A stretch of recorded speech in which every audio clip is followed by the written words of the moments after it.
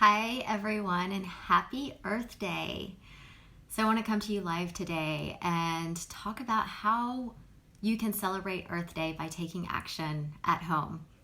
So I've been spending a lot of time reflecting during this time of quarantine and really been thinking about ways that I personally can make better choices to protect the environment. We've been seeing just over this time with less flights, less driving, that we've seen a lot of healing in the earth. We've seen dramatic decreases in air pollution. And so I started thinking about what all can we do to continue this, right? When things do start to normalize, how can we take action to protect our planet, protect our environment? And there's a lot of things that you can start doing in your home immediately that can have a dramatic impact on our environmental footprint. So I'm going to share a few of those with you today. I'm also going to share with you some statistics that I've learned through reading some books recently that are a little alarming, that for me is motivating for me to implement change.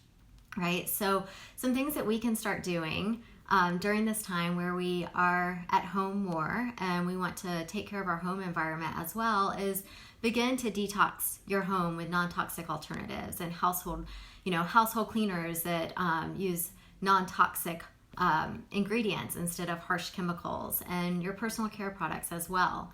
We can begin using reusable shopping bags. And I know going to the grocery store recently, some grocery stores aren't allowing you to use your own reusable shopping bags during this time, which I find to be very unfortunate, and I guess I see the case for it.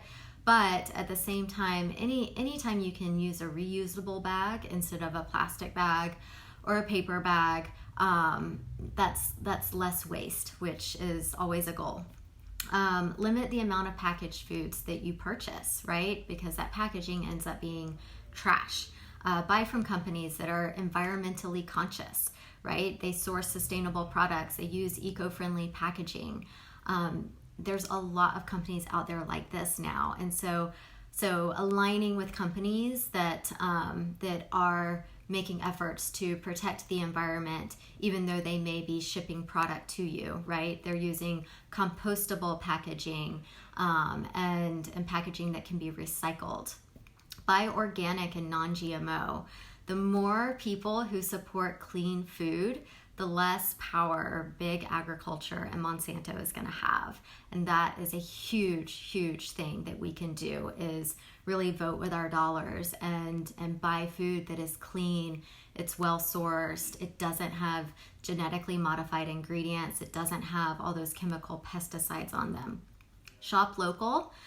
Start composting. That's one thing that I want to do. I've not done that yet, but that is an intention of mine, is to start composting. We go through a whole lot of produce, and there's definitely a lot that we can be composting.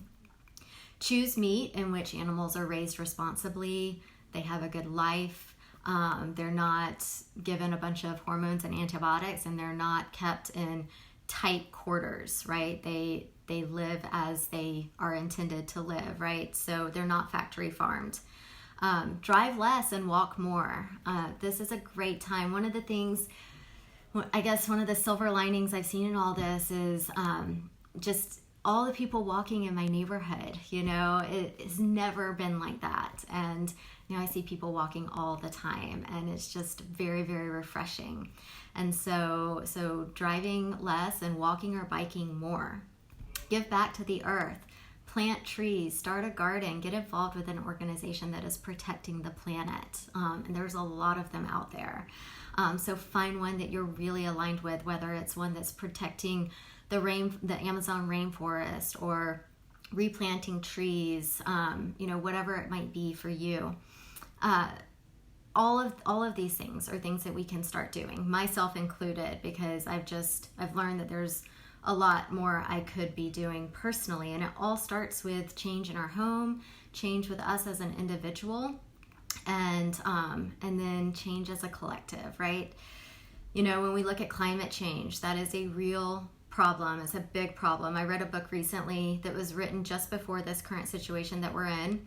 And according to the Intergovernmental Panel on Climate Change, we have only 12 more years to drastically change our entire society to avoid global ecological disaster.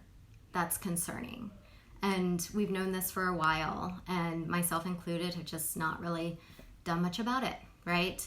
But we're seeing it now.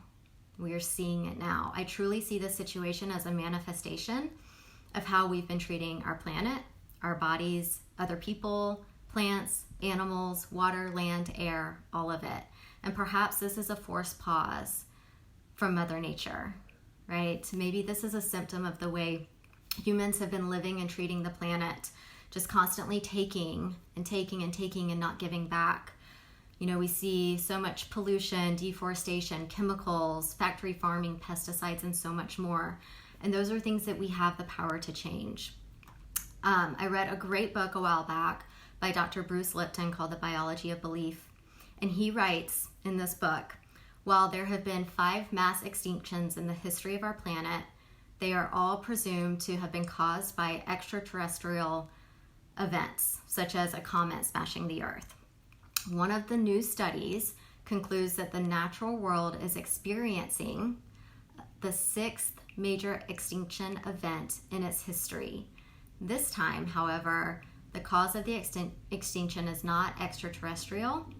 According to one of the study's authors, Jeremy Thomas, as far as we can tell, this one is caused by one animal organism, man.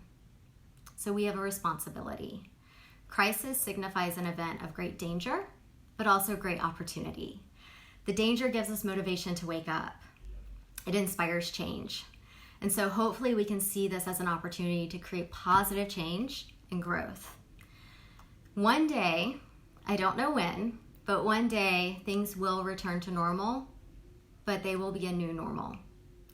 And it will require that we as a collective take the utmost care of this beautiful planet that we're on, that we take care of all of life, that we take care of our own bodies and our own minds. I encourage you on this Earth Day that you take time to reflect on simple ways that you can contribute to the healing of this planet.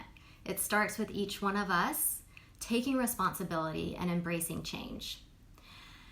And as a final note, I'm going to read a letter that I received. I was putting together my thoughts to go live and share some of this, and then I got an email with a beautiful letter, and it comes from a company called Peak Tea, and I'll post a link to them in the comments if you want to check them out. But they make amazing green teas and herbal teas, and they're very environmentally conscious. But it's a letter to Mother Earth, and I just think it's so, so beautiful. So I'm going to read it. It says, "Dear Mother Earth, how many days pass where I barely acknowledge the miracle of you? Today I am deeply humbled to sit and contemplate the life you give. When I was a child, I climbed high into the cover of your oak trees. I was safe. I sat in a field and plucked fat strawberries. I was nourished. I floated in the rolling waves of the Pacific Ocean. I was soothed. I drank brews made from your plants. I was fortified. I watched my child splash in your streams. I was enchanted. I summited a peak in the Rocky Mountains. I was awestruck. I saw the dirty air choking your forests. I was appalled. I watched concrete pave over my favorite fields. I was devastated. I've seen most of your life-giving rainforest disappear. I was horrified. I learned there are people who devote time and energy to planting new trees in your soil. I was humbled.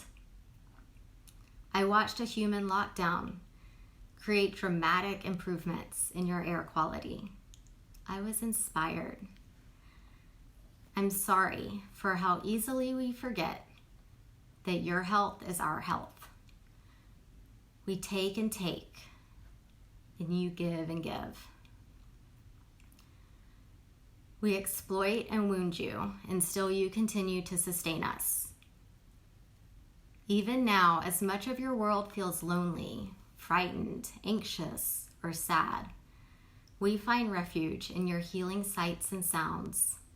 The song of birds, the vibrant green of new leaves, the soothing pastels of sunrise and brilliant hues of sunset.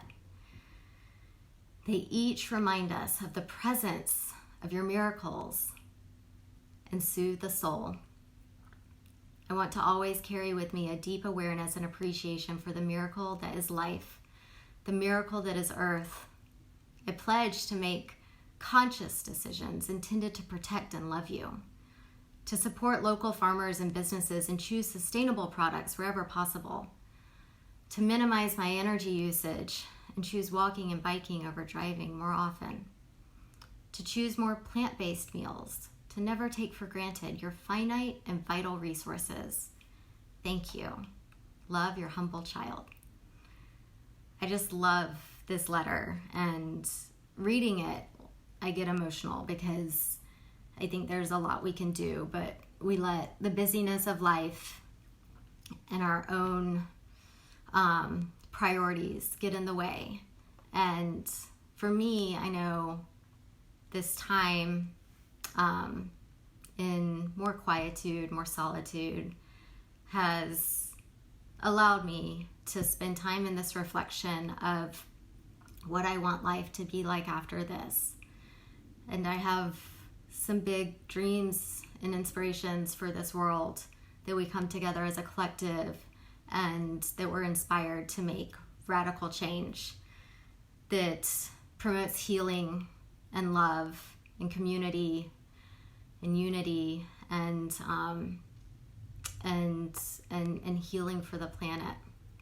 And so I encourage you on this day to think about small things that you can do in your home with your family that can inspire and create positive change in our life, in our environment, and for this planet. And especially on Earth Day, that we give this some deep thought and start making plans and strong intentions for positive change. All right, thanks for joining me today, and I hope you have a wonderful Earth Day. Bye.